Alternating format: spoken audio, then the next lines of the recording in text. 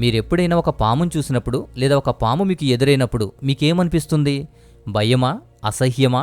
దూరంగా పారిపోవాలి అనిపిస్తుంది కదా? అయితే ఈ పాముకు ఒకప్పుడు కాళ్ళుండేవా? ఏదైనా వనంలో సర్పం నిటారుగా నడిచిందా? బైబిల్ చెప్పిన ఆ సర్పానికి నిజంగా రెక్కలున్నాయా? సో ఇలాంటి ప్రశ్నలు ఎప్పుడైనా వచ్చాయా? ఇవి కేవలం ఊహలు కాదు, నిజాలు. రీసెంట్గా పాములకు సంబంధించిన ఒక ఫాజిల్ సైన్స్ ఇచ్చినటువంటి ఒక ఆర్టికల్ చదివాను. పాములకు కాళ్ళు ఉండేవి అనే ఆర్టికల్ చూసి దాని గురించి స్టడీ చేస్తున్నప్పుడు ఈ ఫాజిల్ సైన్స్లో కొన్ని విషయాలు స్టడీ చేయడం జరిగింది. అయితే పాములకు కాళ్ళు ఉండేవి అని ఫాజిల్ సైన్స్ కూడా ప్రూవ్ చేసింది, ఆర్కియాలజీ కూడా ప్రూవ్ చేసింది. ఇప్పుడు సైన్స్ చెప్పిన విషయం మాత్రమే కాదు కానీ ఆర్కియాలజికల్ సైన్స్ కానీ, హిబ్రూ టెక్స్ట్ కానీ, అలాగే బైబిల్ వాక్యాలు కలిసి మనకు ఒక అద్భుతమైన సత్యాన్ని చెప్పేటువంటి విషయం మాట్లాడదాం. ఆదికాండం నుంచి ప్రకటన వరకు సర్పం కేవలం ఒక పాము మాత్రమే కాదు. అది ఒక రహస్యం, అది ఒక శాపం, అది ఒక విజయానికి సంబంధించిన కథ. ఈ రహస్యాన్నే మనం పూర్తిగా తెలుసుకుందాం. లవ్ గాస్పల్ వీక్షకులందరికీ సర్వశుభాలు తెలియజేస్తూ ఉన్నాం. చాలా రోజులుగా కొన్ని అనారోగ్య కారణాలను బట్టి, అలాగే కొన్ని ఆర్థిక సంబంధమైన విషయాలను బట్టి, ఇబ్బందులను బట్టి వీడియోస్కి కానీ ప్రోగ్రామ్స్కి కానీ దూరంగా ఉండడం జరిగింది. ఈ విషయమై మీ ప్రార్థనలో కూడా జ్ఞాపకం చేసుకోండి. ఈ టాపిక్ మాట్లాడుకునే ముందు ప్రాముఖ్యమైన ఒక విషయం గుర్తుపెట్టుకోండి. ఆదికాండం 3వ అధ్యాయం యొక్క ప్రధానమైన ఉద్దేశం ఏంటి అంటే సర్పం యొక్క నిర్మాణం కానీ, సర్పం ఎలా ఉంది, దాని శారీరక భౌతిక నిర్మాణం గురించి మాత్రం కాదు. పాపం లోకంలోకి ఎలా వచ్చింది, సాతాను ఎలా మోసగించాడు, దేవుని తీర్పు ఏంటి, విమోచన వాగ్దానం ఎలా దేవుడిచ్చాడు అనేది.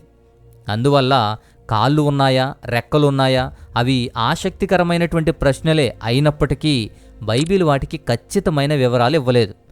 శాపానికి ముందు సర్పం పొట్ట మీద పాకకుండా ఉండేది అని మాత్రం తెలుస్తుంది. శాపం తర్వాత పొట్టతో పాకుతూ మన్ను తింటుంది అని మాత్రం తెలియచేయబడింది. దానికి కాళ్ళు ఉన్నాయని బైబిల్ ఎక్కడా నేరుగా చెప్పలేదు, డైరెక్ట్గా చెప్పలేదు, కానీ ఉండి ఉండొచ్చు.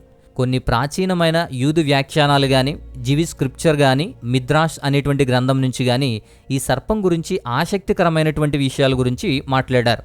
ఉదాహరణకి జెన్సిస్ రబ్బా అనేటువంటి మిద్రాస్ గ్రంథంలో 20వ అధ్యాయం 5వ వాక్యంలో సర్పం సాధారణ పాములా కాకుండా మరింత గౌరవమైన స్థితిలో ఉన్నతంగా ఉండేది అని చెప్పబడింది. సర్పం ఎత్తుగా ఉండేదని, ఒంటివలే ఉండేదని, గౌరవ స్థితి కలిగి ఉండేదని అలా రబ్బీలు కొన్ని అభిప్రాయాలు మనకు తెలుస్తాయి. అయితే ఏదేనులో కనిపించే ఆ సర్పము నేల మీద పాకేదైతే కాదు, గొప్పగా ఉండేది. అలానే కాళ్ళు ఉండే అవకాశం కూడా ఉంది. ఇప్పుడు ఇంకొక అద్భుతమైన విషయం గురించి మాట్లాడదాం. సర్పం యుక్తి గలది. బైబిల్ తెరిచి ఆదికాండం 3వ అధ్యాయంలో మొదటి వాక్యం చదవండి. సర్పము దేవుడు చేసిన సమస్త జంతువుల కంటే యుక్తి గలది అని వ్రాయబడింది. ఇక్కడ 2 విషయాలు గమనించాలి. మొదటిది, దేవుడే చేశాడు అని స్పష్టంగా చెప్పబడింది. అంటే ఈ సర్పం దేవుని సృష్టే, అది సాతాను కాదు, అది ఒక నిజమైనటువంటి జీవిగా ఉంది. రెండవది, సమస్త జంతువుల కంటే యుక్తి గలది అని చెప్పబడింది. హిబ్రూ పదం ఆరుమ్ అనేటువంటి పదం తెలివైన, వ్యూహాత్మకమైన, మాయగల అని అర్థమిచ్చేటువంటి పదం. ఇక్కడ ఉన్న పెద్ద ప్రశ్న ఏంటి అంటే ఒక సాధారణ పాము మాట్లాడగలదా? దేవుడు ఏదన్నా తినవద్దు అని ఆజ్ఞాపించాడు అని అది తెలుసుకోగలదా? దేవుని మాటలను సవాలు చేయగలదా? దానికి వ్యతిరేకంగా పనులు చేయగలదా అని. ఇవి సాధారణమైనటువంటి పాములకు సాధ్యం కాదు. ఆదికాండం 3వ అధ్యాయంలో వాడినటువంటి నచాష్ అనేటువంటి హిబ్రూ పదానికి కేవలం పాము అని మాత్రమే కాదు, ప్రకాశించే జీవి అని అర్థం కూడా వస్తుంది. అందుకే తెలివి ఉంది, వివేకం ఉంది, నడవగలిగాడు, ఎగరగలిగాడు, నేల మీద, చెట్ల మీద, గాలిలో, నీటిలో అన్నిటిలోనూ శక్తి కలిగిన జీవి కాబట్టే అపవాదికి మంచి వాహనమయ్యాడు. సర్పరూపం ధరించాడు అపవాది. సాతాను దానిని తన వాహనంగా చేసుకున్నాడు. కానీ అది ఎలా కనిపించింది? నిలబడి ఉందా, నడిచిందా, రెక్కలున్నాయా? వీటికి సంబంధించి మాత్రం మనకు స్పష్టమైన క్లారిటీ అనేది ఇవ్వలేదు. కానీ దేవుని యొక్క సృష్టిలో అలాంటి జీవి ఉంది, అలాంటి జీవిని అపవాది తన వాహనంగా వాడుకున్నాడు అని మాత్రం స్పష్టంగా తెలుస్తుంది. అయితే ఇప్పుడు సైన్స్ ప్రపంచంలోకి వెళ్దాం. 2006వ సంవత్సరం అర్జెంటీనాలో పాటగోనియా అనేటువంటి ఒక డెజర్ట్ ఉంది. శాస్త్రవేత్తలు ఒక అద్భుతమైన శిలాజాన్ని కనుగొన్నారు. దాన్ని వాళ్ళు ఏమని పేరు పెట్టారో తెలుసా? నజాష్ రియోనెగ్రీనా అని పేరు పెట్టారు. నజాష్ అంటే నేరుగా హిబ్రూ బైబిల్లో నకాష్ అనేటువంటి పదం నుంచి తీసుకున్నారు. శాస్త్రవేత్తలు స్వయంగా బైబిలు సర్పం పేరే పెట్టారు. వారికి దొరికిన ఆ ఫాజిల్ ఏం చెబుతుంది అంటే దాని వయసు 90 నుంచి 95 మిలియన్ సంవత్సరాల వయసు ఉంటుంది. 2 వెనక కాళ్ళు కూడా ఉన్నాయి. 5 వేళ్లతో సహా, ఒక్కొక్క కాలుకి 5 వేళ్లున్నాయి, 2 కాళ్ళున్నాయి. పెల్విస్ అనేటువంటి వెన్నుముకతో అతికించి ఉండేటువంటి కాళ్ళవి. కాళ్ళు నిజంగా వాడబడ్డాయి అనే నిరూపణ కూడా అయ్యింది. కాళ్ళు చర్మం బయట కనిపించేవి. సో వెస్టీజియల్ కాదు, ఫంక్షనల్ కాళ్ళుగానే ఉన్నాయి. ఇది కాకుండా 2019లో సైన్స్ అడ్వాన్సెస్ జర్నల్లో ఒక మైలురాయి అధ్యయనం, ఒక అద్భుతమైన డిస్కవరీ జరిగింది. 8 పుర్రెలు దొరికాయి. సో అలాంటి నజాష్ అనేటువంటి శిలాజాలను కనుగొని ఆ పుర్రెలను సిటీ స్కాన్ చేసి పరిశీలించారు. అలా కాళ్ళు కలిగినటువంటి సర్పాలు ఉన్నాయని, అలాంటి వైవిధ్యం 70 మిలియన్ సంవత్సరాల పాటు ఉంది అని చెప్పి, కాళ్ళు లేని సర్పాలు తర్వాత వచ్చాయి అని చెప్పి దాని యొక్క అధ్యయనంలో తేలింది. ఒక్క మాటలో చెప్పాలి అంటే కాళ్లతో నడిచే సర్పాలు ముందున్నాయి. కాళ్ళు పోవడం తర్వాత జరిగిన మార్పు అనేది ఏదైతే ఉందో దాని తర్వాత వచ్చిన సర్పాలే ఇవన్నీ. మరి ఇప్పటి పాముల సంగతి ఏంటి అని చూస్తే బోవా కన్స్ట్రిక్టర్ అనేటువంటి ఒక బోవా అనబడే పామును చూస్తాం. అలాగే పైథాన్ అని అంటే కొండ చిలవ పాములను కూడా చూస్తాం. ఈ రెండు చూడండి, వాటి తోక దగ్గర చిన్న చిన్న గోరు వంటి నక్కలు కనిపిస్తాయి. వీటిని పెల్విక్ స్పర్స్ అంటారు. ఇవి పురాతనమైన కాళ్ళ యొక్క అవశేషాలుగా ఇప్పటికీ వాటి శరీరంలో ఇమిడిపోయి ఉన్నాయి. ఇంకా అద్భుతమైన విషయం ఏంటి అంటే సెల్ జర్నల్లో ప్రచురించబడినటువంటి ఒక డిస్కవరీ ఏం చెబుతుంది అంటే పాముకు కాళ్ళు పెరగడానికి అవసరమైన జన్యు సమాచారం ఎప్పటికీ కూడా దాని డిఎన్ఏలో ఉంది. కేవలం అదొక బయోస్విచ్లా ఆమోదించారు. శాస్త్రవేత్తలు వాటిని వాడినప్పుడు ఎలుకల్లో కాళ్ళు మళ్ళీ మొదలయ్యేవి. అలాంటి డిఎన్ఏ ఉన్నప్పటికీ పాములకు మాత్రం కాళ్ళు లేకుండా నడవలేకుండా ఉన్నాయి. సో ఫైనల్గా సైన్స్ ఏం చెబుతుంది అంటే పురాతనమైన సర్పాలకు కాళ్ళు ఉండేవి అని ధృవీకరిస్తున్నారు. కాళ్ళు జన్యు సూచనలను బట్టి డిఎన్ఏ ఎప్పటికీ పాముల్లో కొనసాగుతుంది అని. కానీ కాళ్ళు లేకుండానే జీవిస్తున్నాయి. డిఎన్ఏ ఉంది కానీ కాళ్ళు లేవు. నేటి బోవా కానీ పైథాన్ కానీ ఇలాంటి పురాతనమైన కాళ్ళ అవశేషాలు నేటికి కనిపించేలా ఉన్నాయి. బైబిల్ చెప్పింది ఎప్పుడూ కూడా తప్పు కాదు. సైన్స్ నిరూపించిన సత్యమని ఈ విషయంలో కూడా తెలుస్తుంది. సైన్స్ నేడు దాన్ని నిర్ధారించడం అనేది ఆశ్చర్యకరంగా ఉంది. సో ఇంతవరకు క్లియర్గా మీకు అర్థమైంది. ఇప్పుడు అందరికీ ఒక సందేహం వస్తుంది. ఇప్పుడు ఏదైనా వనంలో మాట్లాడిన ఆ సర్పం సాతానా, నిజమైన సర్పమా? ఈ విషయం అందరికీ కూడా డౌట్ ఉంటుంది. అయితే ఈ బైబిలికల్ థియాలజీలో దీనికి సంబంధించిన 3 థియరీస్ ఉంటాయి. ఒకటి, సాతాను నిజమైన సర్పంలో ప్రవేశించాడు. బాలాము గాడిదతో దేవదూత మాట్లాడినట్లు ఎలా అయితే బైబిల్లో ఉందో సాతాను ఒక నిజమైన సర్పంలో ప్రవేశించి మాట్లాడతాడు.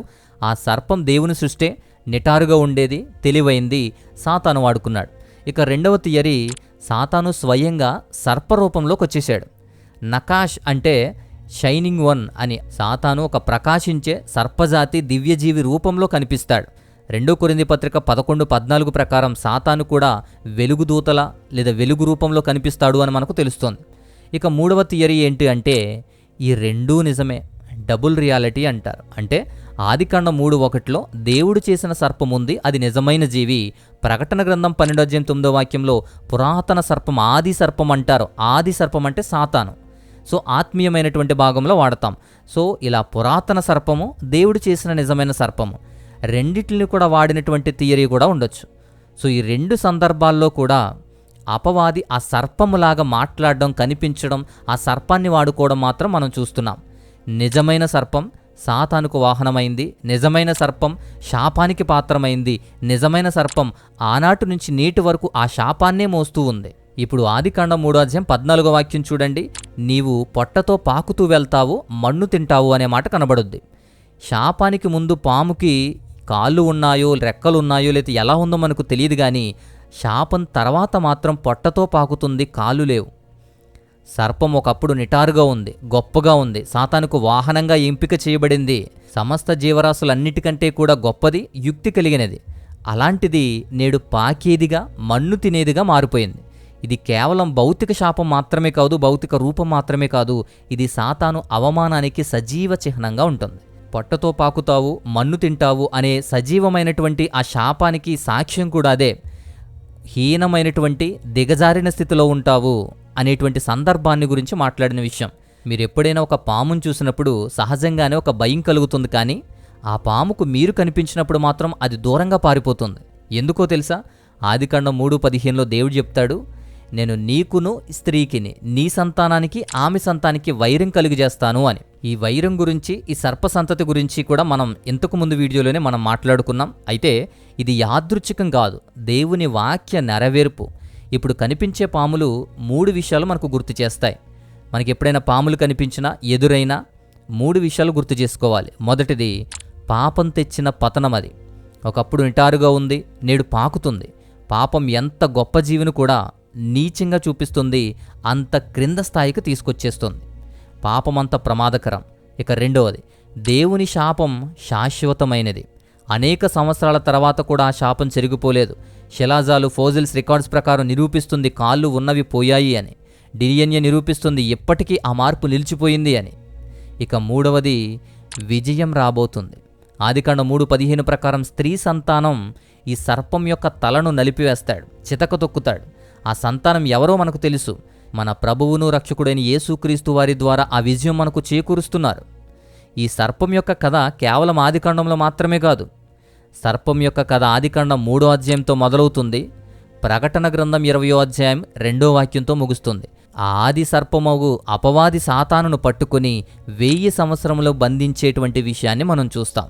సో ఆదికాండంలో తీర్పు ప్రకటించబడింది, కలువరిలో తీర్పు అమలు చేయబడింది, ప్రకటన గ్రంథంలో తీర్పు పూర్తవుతోంది.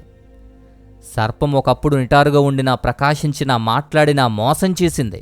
ఇప్పుడు అది పాకుతుంది, శాపంలో ఉంది. రాబోయే రోజుల్లో అది అగ్ని కొనలలో వేయబడుతుంది.